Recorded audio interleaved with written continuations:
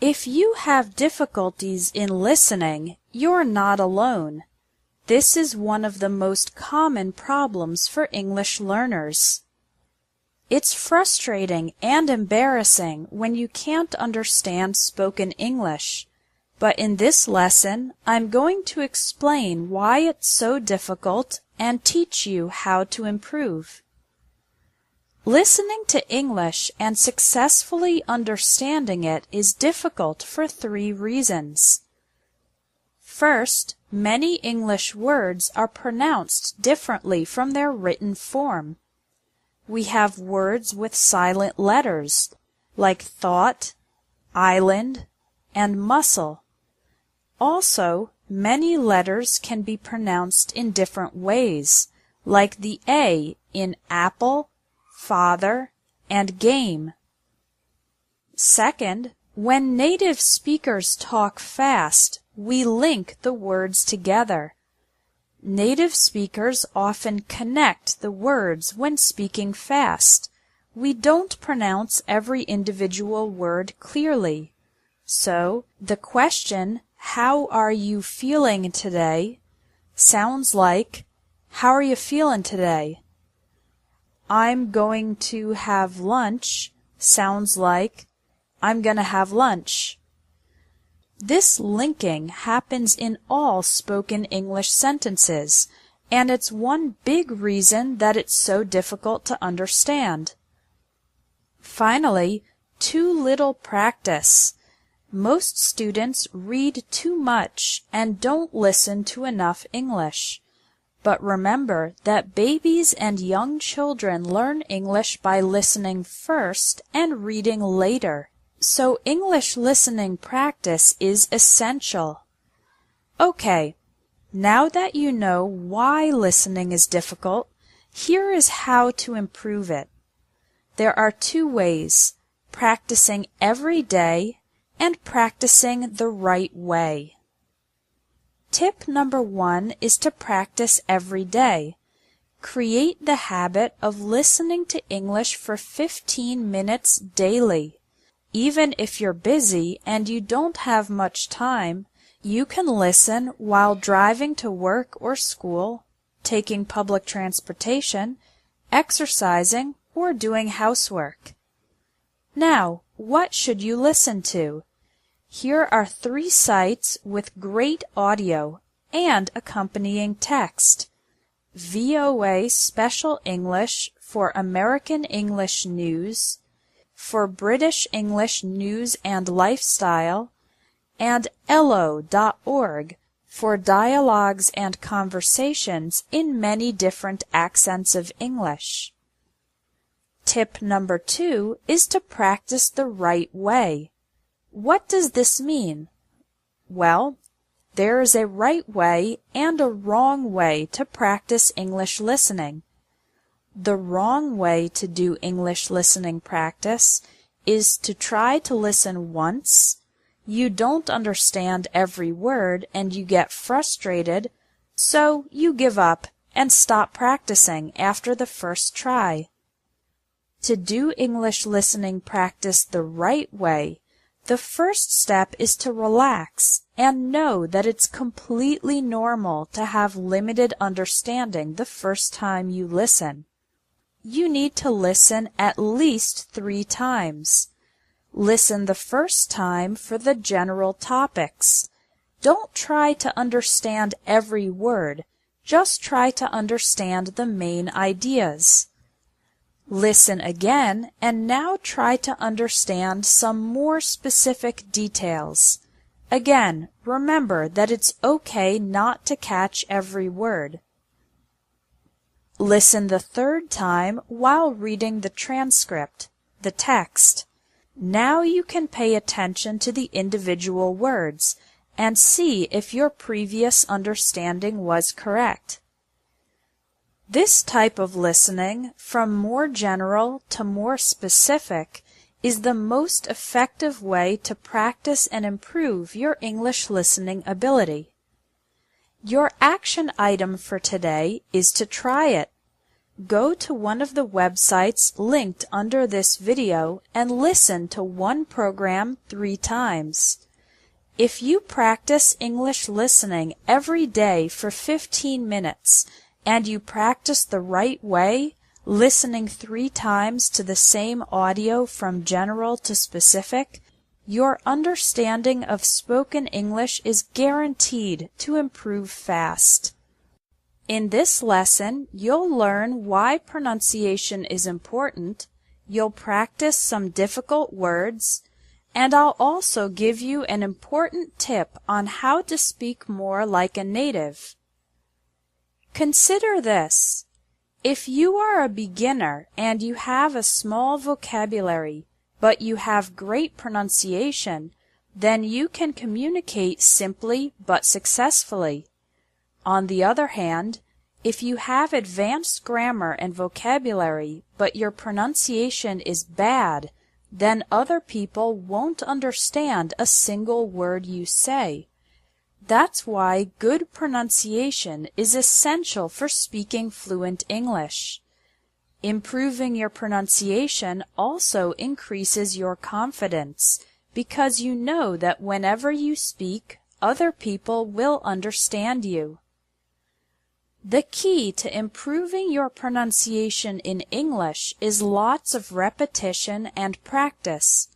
Just like physical exercise makes your body stronger, pronunciation practice trains your mouth to speak English correctly. Let's practice right now. Here are some words with similar sounds, which are difficult for many English learners to pronounce. Listen to each word and repeat it.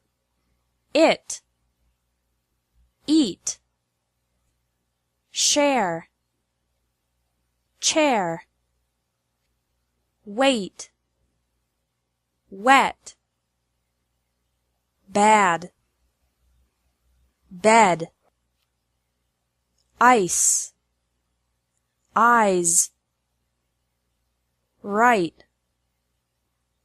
light, free, 3, they, day. For more practice, you can click the links to pronunciation lessons under the video, but I want to finish this lesson with a tip for speaking English like a native.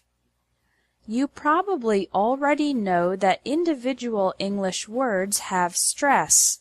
For example, the word English has the stress on the first syllable, ing.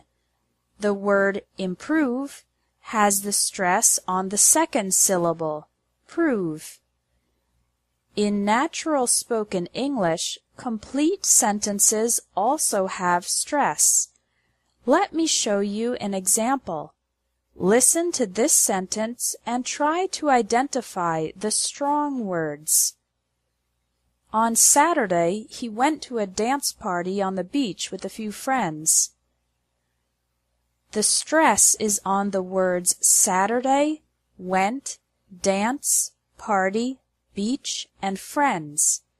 On Saturday, he went to a dance party on the beach with a few friends.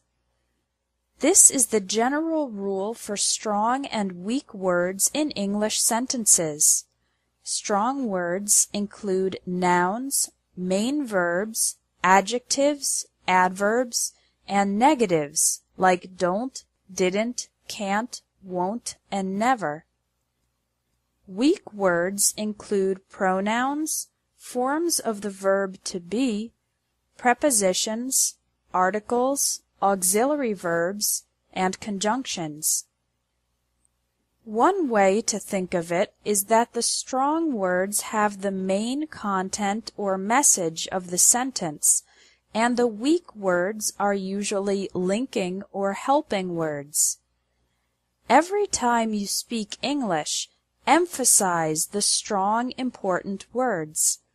This will make the rhythm of your spoken English sound more natural, and you'll be speaking English more like a native speaker. Your action item for today is to take one of the additional pronunciation lessons in the links under this video. If you have time, take them all. Did you know that vocabulary is more important than grammar? If you have good vocabulary, you can communicate successfully, even if the grammar is not completely perfect. However, one common problem is learning new words and then forgetting them. So when you want to use a particular word in conversation, you can't remember it at that moment. How annoying! Does this ever happen to you? The reason for this difficulty is that most students try to learn vocabulary by studying lists and dictionaries and memorizing the words. But this is not effective unless you naturally have a very good memory. The best way to learn vocabulary and remember the words successfully is to learn new words and use them immediately. You can do this with a very simple exercise. Every time you learn a new word, for example, from an English lesson or an article, write it down in your vocabulary notebook. Writing is more active than just reading a definition. You should write the word, the definition in English or translation, one example sentence from the article or dictionary, and one example sentence that you create. Imagine you just learned the word generous.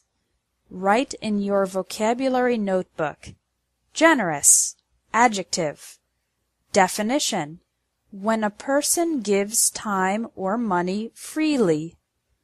Example 1 from the article. Thanks for paying for my dinner. You're very generous. Example 2. My example. My brother is generous because he volunteers at the animal shelter on weekends. It's best if your example sentence is true or relevant to your life, because this creates a personal connection with the new vocabulary word. The next day, read your vocabulary notebook again and try to add one more example sentence using the new word. This helps establish it even better in your memory. These two simple steps, writing the word and using it immediately, help your brain remember and help you use new words. Do you have a vocabulary notebook? If not, start one today. Your action item for today is to read a text in English, identify 5 new words, and do this exercise. Write the word and its definition and use it immediately in an example sentence. This is a very simple strategy, but it makes a big difference in helping you remember new words and improve your vocabulary faster. Do you ever feel shy and nervous to speak English? Are you afraid of making errors when you speak? This problem is especially dangerous. If you feel nervous, then you don't practice speaking. If you don't practice speaking, you won't develop confidence, and no confidence means you feel even more nervous. The result is that you can read, write, and listen to English, but you can't speak. What's the solution? Practice speaking frequently in low-pressure situations. What's a low-pressure situation? It's an opportunity to practice your English in a relaxed way, where you can make mistakes and get them corrected without any negative consequences. Examples of high-pressure situations are oral exams, job interviews and telephone calls, and official meetings and presentations. Examples of low-pressure situations that are perfect for practicing include talking to yourself, "It seems ridiculous, but it works," and talking with an English-speaking friend. What if you don't have any English-speaking friends? Well, you can find an English conversation partner online if you join a conversation exchange. On these websites, you can find an English speaker who is studying your native language. During the practice, you and your partner speak English half the time and speak in your native language half the time. You can help each other and correct any errors. Visit the Conversation Exchange websites under this video to find an English-speaking partner. When you do more speaking practice in low-pressure situations, you increase your confidence. When you increase your confidence, you feel less nervous. And this makes you want to practice speaking even more. The result is that you're confident to speak English in any situation. Now let's talk about how to avoid common English errors. Although your conversation partner can help correct your mistakes, one of the fastest ways to increase your confidence and improve your speaking is to learn the most common errors in English. The ebook 100 Common Errors in English gives examples and explanations of the most common mistakes that English learners make when speaking and writing. These errors are made by students from beginners to advanced learners, so you are sure to benefit from this book no matter what your level. If you know how to avoid the most common errors in English, you can speak more confidently without being afraid of making a mistake. Your action item for today is to download a free sample of the book 100 Common Errors in English and read it. If you like the sample, you can buy the complete ebook for $15.